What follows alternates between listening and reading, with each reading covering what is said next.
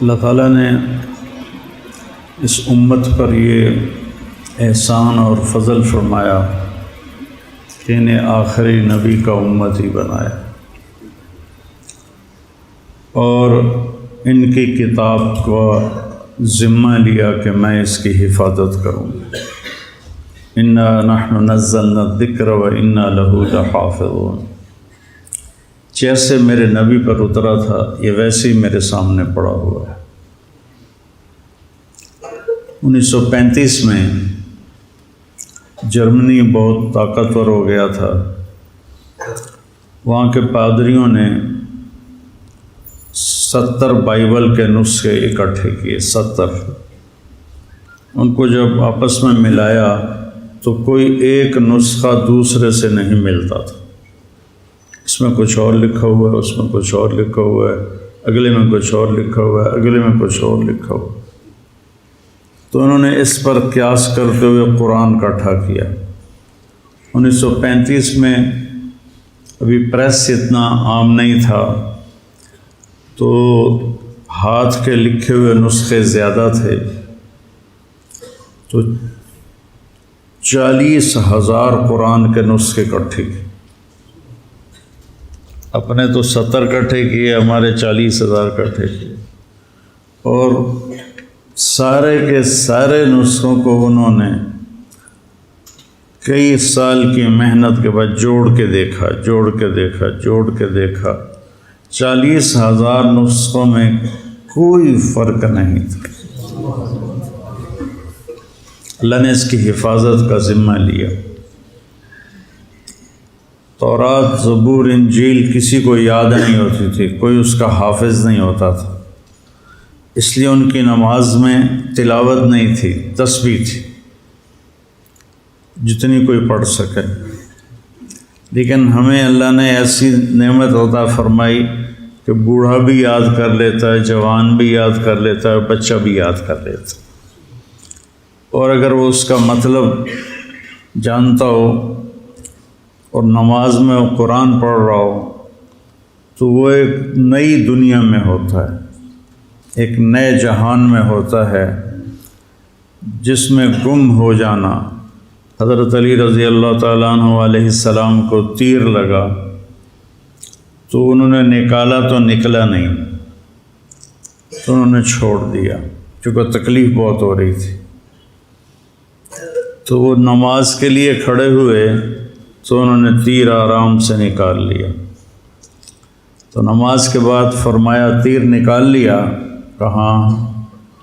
کہا مجھے خبر بھی نہیں ہے، مجھے پتہ بھی نہیں چلا۔ تو نماز ایک میں جب قرآن آتا ہے تو ایک الگ جہان قائم ہو جاتا ہے۔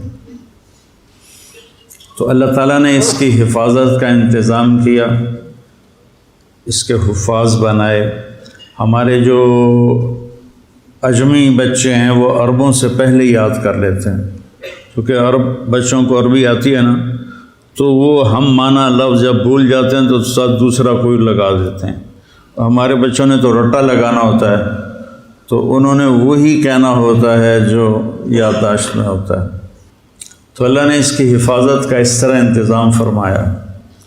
اور پھر پہلے تورات، زبور، انجیل کے اترنے پر آسمان کے دروازے بند نہیں ہوتے تھے، لیکن جب قرآن اترنے کا وقت آیا تو اللہ نے سارے آسمان کے دروازوں پہ پہرے لگا دی۔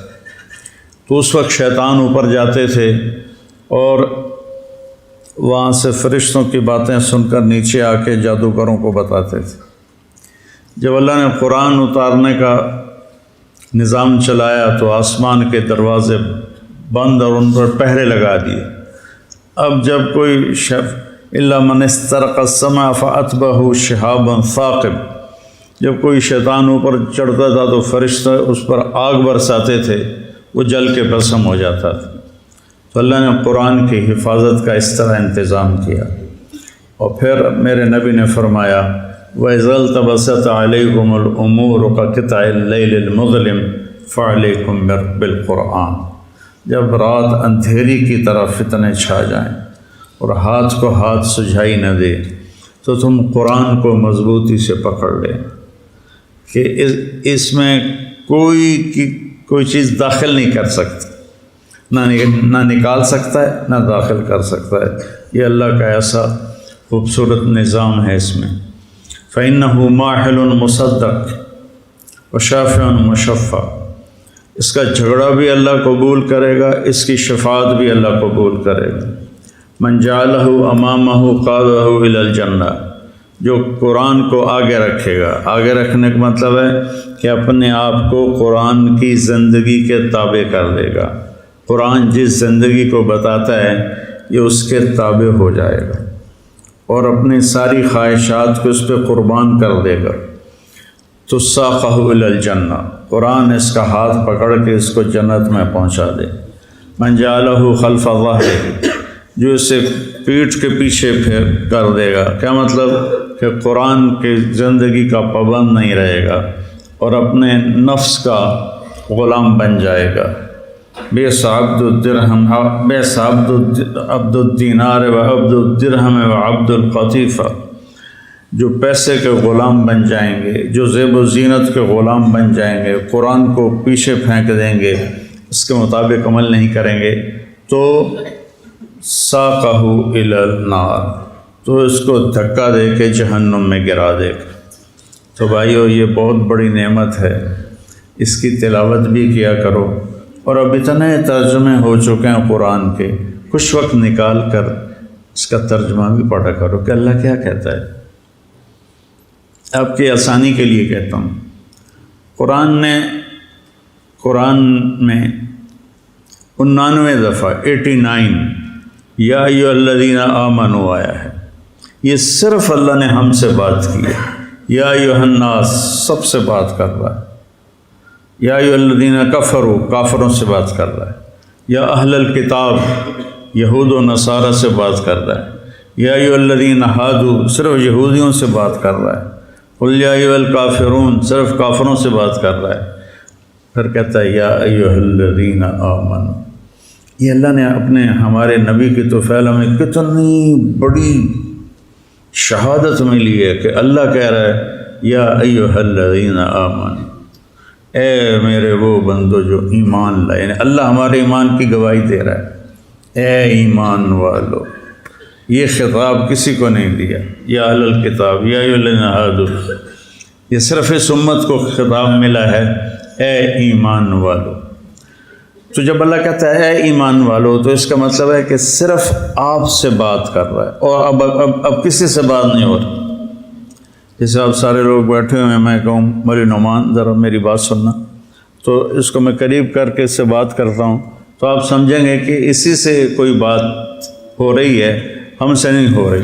تو جب اللہ کہتا ہے یا ایھا الذین آمنوا، تو وہ یوں کہہ رہا ہے کہ اے ایمان والو جو تم 1.5 ارب ہو، تم ذرا الگ ہو کے میری بات سن لو، ذرا وکھرے ہو کے میری گل سن لو۔ اور کل 90 دفعہ اللہ نے کہا ہے یا ایھا الذین آمنوا، اس کے بعد کچھ طلب کیا ہے کہ یہ کرو، کچھ چھوڑنے کو کہا ہے کہ یہ چھوڑ دو، اور اس میں بھی تکرار ہے، کوئی 90 احکام نہیں ہیں، 99 ایک کم 90۔ اور یا ایھا النبی اذا طلقتم النساء، اس کو بھی قائم مقام یا ایھا الذین آمنوا کے مفسرین نے دیا ہے۔ تو صرف وہ پڑھ لو یا ایھا الذین آمنوا، اے ایمان والو، اے میری گل سن لو، وہ چن لو۔ اور اس پر کتابیں بھی لکھی ہوئی ہیں، الگ کتابیں ہیں، ان کا ترجمہ بھی ہے، تو وہ پڑھ لو۔ اصل تو پورے قرآن کو، ورنہ چلو اتنا ہی پڑھ لو، تو قرآن سے ہمارا دل لگ جائے۔